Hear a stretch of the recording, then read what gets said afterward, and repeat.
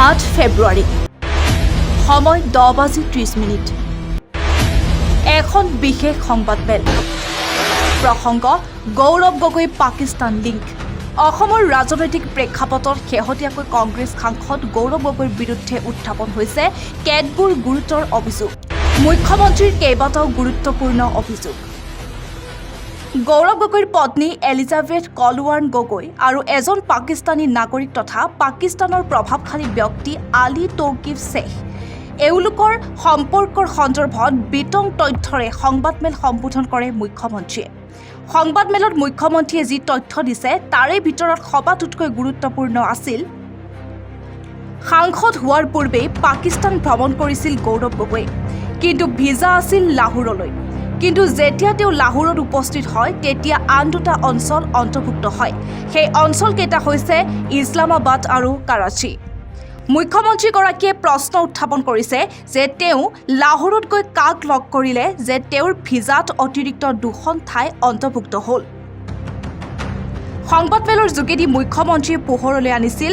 গৌৰৱ গগৈৰ পত্নী এলিজাবেথে পাকিস্তানলৈ লিখা 45 পৃষ্ঠাৰ এখন গোপন পত্ৰ গৌৰৱ গগৈ সন্তানৰ নাগৰিকত্বৰ ওপৰতো প্ৰশ্ন কৰিছিল মুখ্যমন্ত্ৰীয়ে লগতে উত্থাপন হ'ল 10 দিন ধৰি গৌৰৱ গগৈয়ে পাকিস্তানৰ প্ৰশিক্ষণ লোৱাৰ কথাও ইতিমধ্যে সমগ্ৰ বিষয়টো কেন্দ্ৰীয় গৃহ মন্ত্ৰালয়ৰ হাতত অৰ্পণ কৰিছে ৰাজ্য চৰকাৰে মুখ্যমন্ত্ৰীৰ সংবাদমেলৰ পিছতে প্ৰত্যুত্তৰত গৌৰৱ গগৈৰ মন্তব্য আছিল এনেধৰণৰ এইখন আছিল ছুপাৰ ফ্লপ চিনেমা লগতে তেওঁ কয় যদি চৰকাৰৰ হাতত সঁচা তথ্য আছে তেন্তে তেওঁক গ্ৰেপ্তাৰ কৰক গৌৰৱ গগৈৰ মতে ৰাজনৈতিক যুঁজখনত তেওঁৰ পত্নী বা পৰিয়ালক টানি অনাটো অতি দুৰ্ভাগ্যজনক আৰু নিম্ন ৰুচিৰ পৰিচায়ক হিমন্ত বিশ্ব শৰ্মাৰ অভিযোগ নস্যাৎ কৰি গৌৰৱ গগৈৰ সংবাদমেল গৌৰৱ গগৈ স্পষ্ট কৰে যে 2013 চনত তেওঁৰ পত্নী এলিজাবেথে কামৰ সূত্ৰে পাকিস্তান ভ্ৰমণ কৰিছিল আৰু তেওঁ 10 দিনৰ বাবে পত্নীৰ সৈতে গৈছিল যদি সেই ভ্ৰমণ ইমান বিপদজনক আছিল তেন্তে যোৱা 6 মাহ ধৰি SIT ৰিপৰ্টটো লৈ মুখ্যমন্ত্ৰীয়ে কিয় মৌন আছিল বুলি তেওঁ প্ৰশ্ন কৰে এইবাৰ গৌৰৱ গগৈৰ অভিযোগ মুখ্যমন্ত্ৰীলৈ 12,000 বিঘা ভূমি কেলেংকাৰীৰ পুনৰাবৃত্তি গৌৰৱ গগৈ দাবী কৰে যে তেওঁলোকৰ দলৰ সময় পৰিৱৰ্তন যাত্ৰাই মুখ্যমন্ত্ৰীৰ পৰিয়ালৰ 12,000 বিঘা ভূমি দখলৰ যি তথ্য ফাদিল কৰিছে তাৰ পৰা ৰাইজৰ দৃষ্টি আঁতৰাবলৈহে মুখ্যমন্ত্ৰীয়ে এনে ভিত্তিহীন অভিযোগ উত্থাপন কৰিছে লগতে গৌৰৱ গগৈ কৈছে যে নিৰ্বাচন চমুচাপি অহাৰ বাবেই আৰু কংগ্ৰেছৰ জনপ্ৰিয়তা বৃদ্ধিত শংকিত হৈ মুখ্যমন্ত্ৰীয়ে এইবোৰ ষড়যন্ত্ৰ কৰিছে এই খণ্ডযুদ্ধৰ সামৰণি ক'ত হয় সেয়ে হ'ব সময়ত লক্ষণীয় নিউজ ডেস্ক ৰিপৰ্ট বন্ধুত বন্ধুই ডাঙৰীয়া কোৱাৰ দৰে তেওঁ ভাবিছিল যে মই একদম নিৰ্বাচনৰ শেষৰ ফালে এৰিম যি তিথি নিজৰ মনত ভাবি থৈছিল তাত গৈ আগত এই প্ৰেছ কনফাৰেন্স কৰিবলৈ বাধ্য হ'ল কিয় বহুত ডাঙৰ 40,000 বিঘাৰ মাটি আজি তাৰ তুলনাত চাওক এজন পৰিয়ালৰ বাবে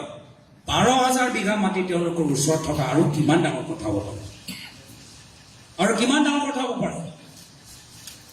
আৰু এইখিনিয়ে যে সম্পূৰ্ণ কথা আমি নাজানো পৰৱৰ্তী দিনত আমি আৰু হু ইজ হিমন্ত বিশ্ব শৰ্মা কোন হয় হিমন্ত বিশ্ব শৰ্মা ৱেবছাইটৰ পৰা বহুতখিনি তথ্য আমি লাভ কৰিম কিন্তু ইতিমধ্যে আমি যে যোৱা 3-4 দিন সময় পৰিৱৰ্তনৰ যাত্ৰা আমি সম্পূৰ্ণ কৰিলোঁ তাৰ ভিতৰতে গুৱাহাটী কামৰূপ যদি নগাঁও যদি আমি য'ত গ'লোঁ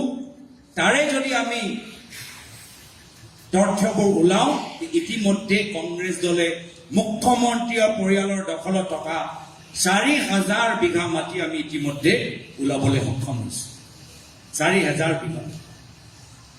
তো এইখিনি কথা যে আমি গৈ আছোঁ এইখিনি কথা দল পেলাবলৈ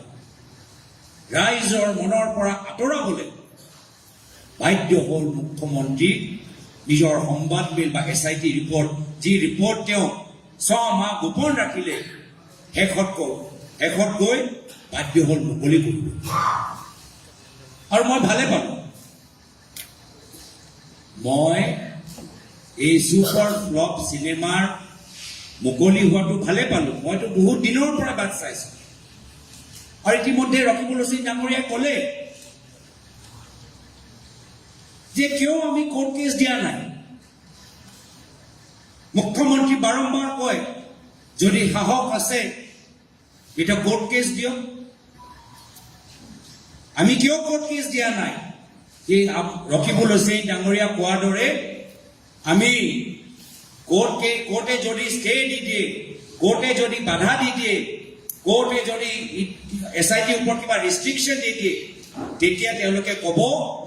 যে আমি এই গুৰুত্বপূৰ্ণ ৰাষ্ট্ৰীয় সুৰক্ষা তদন্তৰ ওপৰত কংগ্ৰেছ দলে সহায় কৰিবলৈ বিচৰা নাই সমৰ্থন কৰিবলৈ বিচৰা নাই কিবা এটা লুকাই আছে তেনেকৈ ক'লেও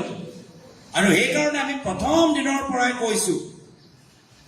যে SITক আমি কোনো ধৰণে আইনীভাৱে আমি বাধা নিদিওঁ যি তদন্ত কৰিব লাগে তদন্ত কৰক আমি SIT ৰিপৰ্টটো মুকলি হোৱাটো বিচাৰোঁ কিয় যিহেতু আমাক এই হেডলাইনটো লাগিছিল আমাক এই হেডলাইনটো লাগিছিল এই শব্দ ভেলকিবাজি এই শব্দ যে আজি ৰাইজৰ মাজত প্ৰচলিত হৈছে এই ফলাফলৰ বাবে আমি কোনো ধৰণৰ আইনী সহায় আমি লোৱাটো নিবিচাৰোঁ এয়া হ'ল আমাৰ পলিটিকেল ছাকচেছ আমি কোৱা নাই জনসাধাৰণৰ মাজত অখিল গগৈয়ে কয় বেহাৰবাৰী আউটপোষ্ট দুটাই কি ক'লে আপুনি হুঁচৰি কাহিনী মই ক'লো চুপাৰ ফ্লট আৰু বিভিন্ন মাধ্যমৰ মাজত আলোচনা ভেলকিবাজি এয়া হ'ল আমাৰ ছাকচেছ আৰু সেইকাৰণে মই ভাল পালোঁ যে মুখ্যমন্ত্ৰী আমাৰ জালত ভৰি দিলে SIT ৰিপৰ্ট মুকলি কৰিলে প্ৰায়